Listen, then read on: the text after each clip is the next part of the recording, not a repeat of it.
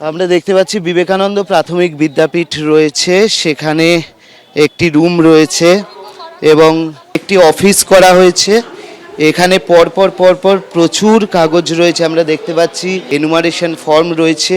যেটা দেখতে পাচ্ছি যে অনেকেই এসছেন এবং যেটা বক্তব্য যে যেহেতু অনেক বয়স্ক লোকজন তারা ওপরে তাদের যাওয়া অসুবিধে হচ্ছে, তার জন্য এখানে এসছেন।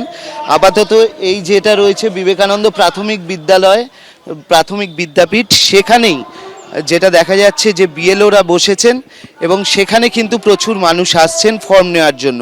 বিএলওদের প্রতিটি বাড়ি যাওয়ার কথা, তারা বলছেন যে আমরা যাচ্ছি, কিন্তু এখানে যে চিত্রটা দেখা যাচ্ছে বিএলওরা বসেছেন এবং সেখানে বিএলও রয়েছেন এবং সেখানে আসছেন সাধারণ মানুষ ফর্ম নেওয়ার জন্য।